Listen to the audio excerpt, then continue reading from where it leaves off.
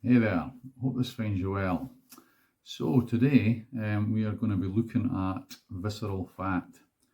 So although it's often overlooked, visceral fat is far more dangerous than just the padding that you see on the outside of your body.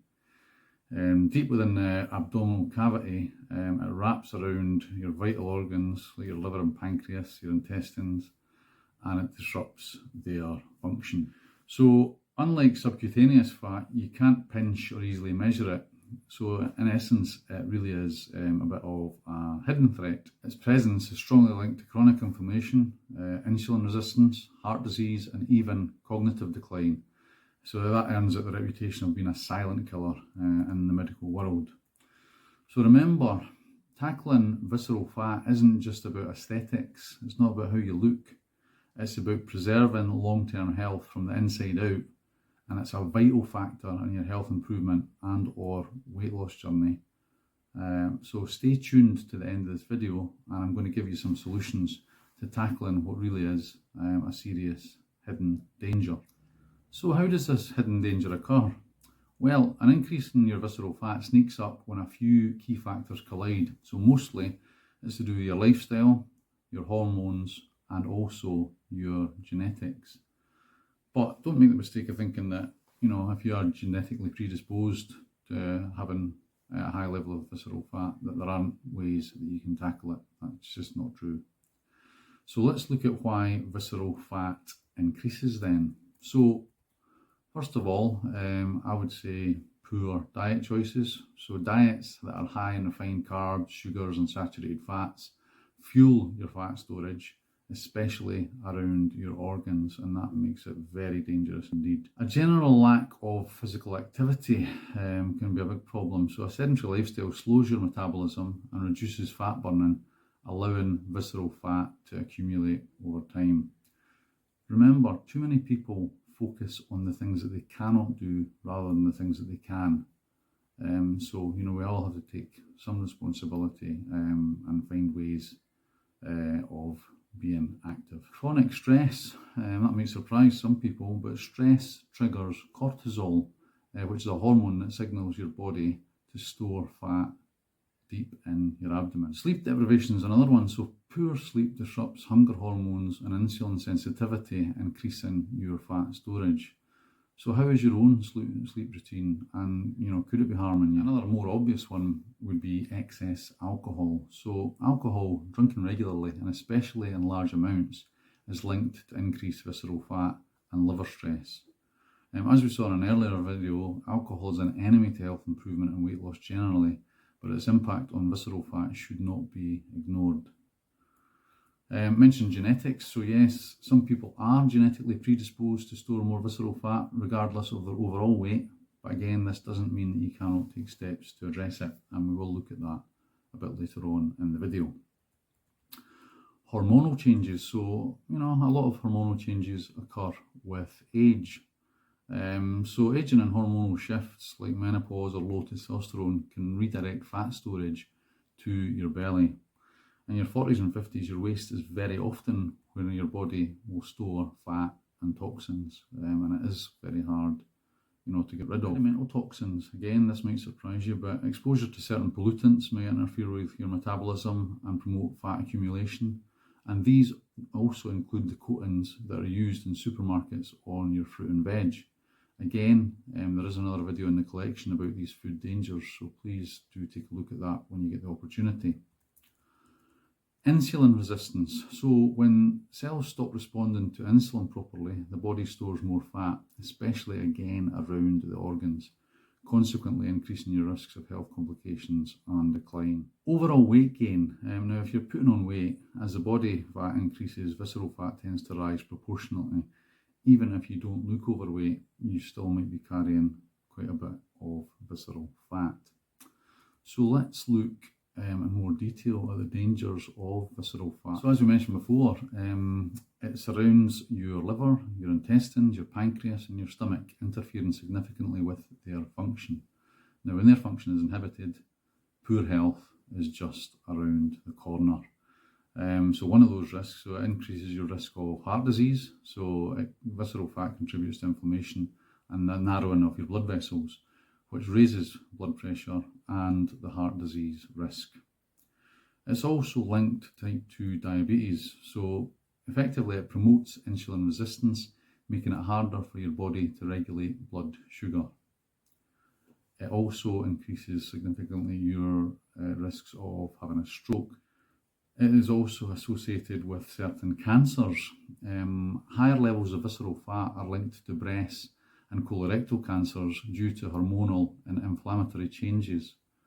So again, these are risks that you just do not want to be taking with your health. It can also lead to Alzheimer's disease. So there are many studies that show that chronic inflammation from visceral fat contributes significantly to cognitive decline. It is also a trigger for chronic inflammation, so it releases proteins that inflame tissues and organs and disrupt your normal bodily functions. It is, as we mentioned before, harder to detect, so unlike your subcutaneous fat, you cannot pinch it. Only scans or waist measurements will give you clues to your approximate levels. As we mentioned before, stress makes it worse, so elevated cortisol from stress encourages visceral fat storage. So you really have to be aware of your stress triggers and have strategies to manage it. Now, stress is manageable. It's all about mindset and it's all about attitude. But if you understand your stress triggers, you're far more likely to be able to manage and prevent stress from occurring in your life. It also impacts on your cholesterol levels. So visceral fat can raise LDL, which is essentially bad cholesterol, and lower HDL, which is your good cholesterol, thus increasing cardiovascular risk. How do we go about reducing visceral fat? Well, here are some science-backed strategies that work in visceral fat reduction. Eat anti-inflammatory foods. So if you focus on high fibre fruits, vegetables, whole grains, legumes, nuts, seeds, and lean protein, which comes from fish and eggs, this will help you to reduce visceral fat. Increase your protein intake as well. So protein helps build muscle and keeps you fuller for longer, which has the added benefit of supporting fat loss. Also look into boosting your fibre intake. So aim for at least 25 to 30 grams of fibre daily to help regulate your appetite and to reduce fat. Exercise regularly, can't stress this enough. So combine cardio like brisk walking or cycling with resistance training. So for example, weights or bodyweight exercises. If you are exercise limited, try things like swimming and chair yoga. There are many more good options for exercise than you might actually believe. So don't focus on what you can't do, focus on what you can. Try what's known as HIIT workouts. So HIIT stands for high intensity interval training. So this burns fat effectively in short bursts. Try to reduce any unnecessary added sugars from your diet. So cut back on sugary drinks and processed foods to lower inflammation and fat storage. Processed foods are never going to be the healthy option. Even the ones that pretend to be, like weight loss meals, things that say reduce salt or, reduce sugar. There's all sorts of hidden baddies in processed foods. So cut them out and, take responsibility. If you know what's in your food, that's much better. As we mentioned before, try to manage your stress. So chronic stress raises cortisol, increases visceral fat accumulation. Try to eliminate stress as much as possible. Know your triggers and you'll be better equipped to avoid stress. Once again, be solution focused rather than problem focused. It might take practice, but it will be worth it. It is a mindset and an attitude. You can do this. Sleep well. So poor sleep disrupts the hormones that regulate hunger and fat storage. Try to establish a good sleep routine. So avoid caffeine after midday if possible. Limit your screen time with your devices. And try not to eat at least 4 hours before you go to bed. All of those things will help. I also like to do a short meditation when I switch out the lights, and sometimes this can be really effective in helping you get off to sleep, and also the quality of your sleep. Limit your alcohol intake. So alcohol promotes belly fat, especially when there's an excess of alcohol. There's so many negatives around alcohol. you know, in terms of what's in it. Try to enjoy it sensibly and in relative moderation. You know, I would say make sure that you give your body recovery time in between drinks. So try and restrict it to once or twice a week. If you are on a night out, there's no harm in you having a glass of water in between alcoholic drinks. This will help you to stay hydrated, and it will reduce the dreaded hangovers and the fear. Please do watch the video on the impacts of alcohol on your weight loss or health improvement journey as well. You know, that gives you a real insight into what's in all the different drinks, and you know how to enjoy alcohol a bit more safely. What I would also say is, you know, try to stay consistent. So small, sustainable changes beat your crash diets every single time. You know, I am doing the occasional diet hack alongside calorie deficit and also the weight loss injections. But you know, I think if you develop good habits, then that will stand you well. Now that we've covered that, how do you check if you are at risk? Well, the good news is you don't really need fancy scans to get a rough idea, though they do exist. So there are a couple of at-home methods that I would recommend. So look at your waist measurement. That is a really good indication. So women, if you have a waist measurement of greater than 88 centimetres or 35 inches, that would suggest that you are at higher risk. For men, again, if your waist size is greater than 102 centimetres or 40 inches, once again, high indication of risk. There is also your waist to height ratio. So a ratio above 0.5 suggests elevated visceral fat. So how do you check this out? Well, there's what they call the string test. So cut a string to your height, fold it in half and wrap it around your waist. If it doesn't reach, your visceral fat may be high and in need of serious attention. There are clinical options.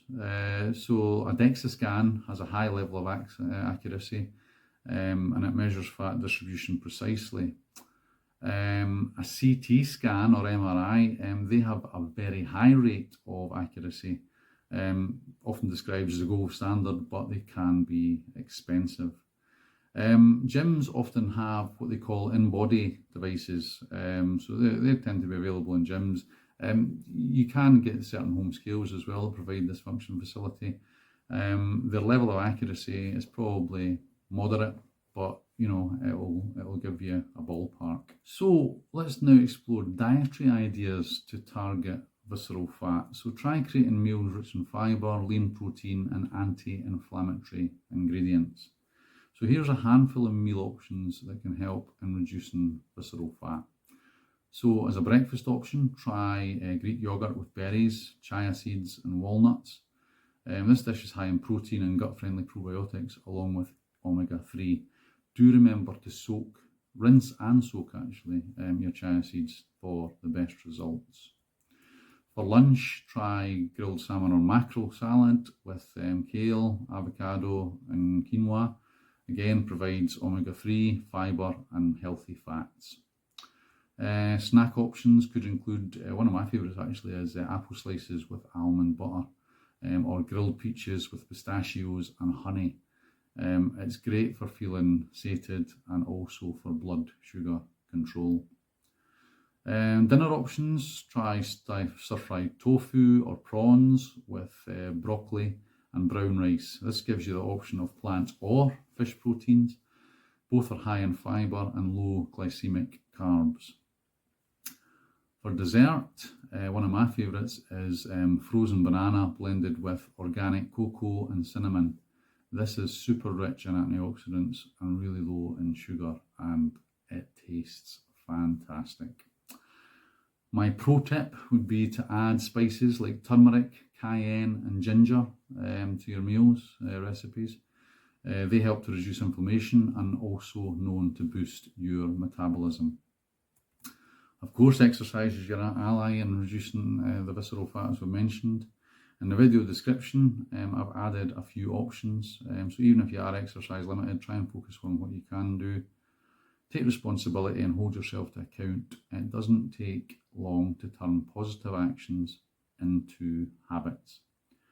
Another pro tip here for me is combine movement with stress relief. So things like yoga, dancing, even things like gardening, you know, if you're into that, can help lower cortisol, which fuels visceral fat.